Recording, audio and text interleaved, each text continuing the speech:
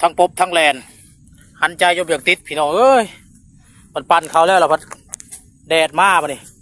ทั้งฮุบทั้งหอบจนจะเป็นลมกระโพดกระพายแบบพ้นเห็ดเอามีแห้งเลยแหละหันใจมอดแล้ววันนี้พี่น้องเลยวิดวางนี่แหละซุ่มเปียกนี่เบ็ดเช็ด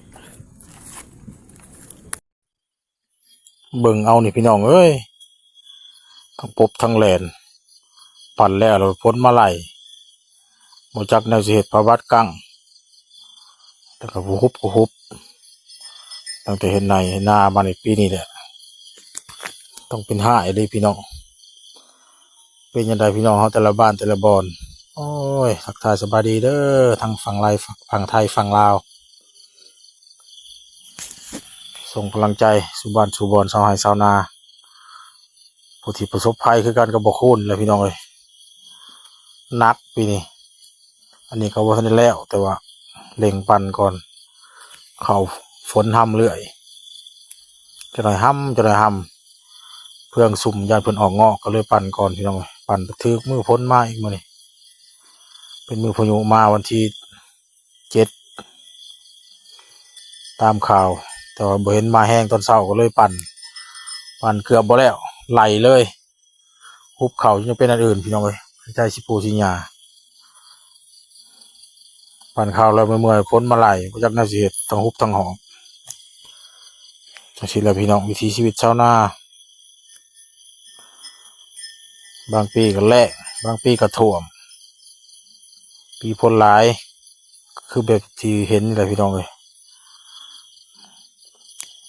แต่ว่าตั้งแต่เกิดได้ใหญ่มากก็ถือว่าปีนี้แหละเป็นห้าที่เฮ็ดนาถือว่ายากสุดพี่น้องตั้งแต่ลงเกี่ยวข้าวมาในฝนบ่ยาเลยจนหน่อยฝนพายุเที่ยวตั้งแต่มาตั้งแต่เริ่มมันพายุบัวลอยวันที่28จนฮอดมื้อนี่วันที่7ผาจิกแล้วพี่น้องเลยฝนยังบ่ยอมลดละนี่ก็ยังมานักอยู่พวกนี้ฮุบทั้งลูกทั้งเต่าคนซอยกันชาวสาอันนี้ใครแต่บ่ร้ายปานใดพี่น้องปั่นครึ่งหนึ่งตัวเปียกขันมดล้านแล้วก็แห้งก็นี่ก็เกือบมาทั้งล้านพี่น้องก็ไม่ได้มามดล้านลำบากสุดพี่น้องชาวนาจังสิได้วิถีชีวิตนอนแนวนอนบ่ได้เฮาเฮ็ดให้ใช้นาตามธรรมชาติเฮาปรับแต่งบ่ได้ฟ้าฝนดินฟ้าอากาศแล้วแต่มันสิเป็นไปแดดอยู่ดีๆก็ตกก็มีข่าวว่าตกกับบ่ตกมันเอาแนวนอนบ่ได้พี่น้องสวัสดีแล้วพี่น้องครับแล้วก่อนพอกันใหม่คลิปหน้า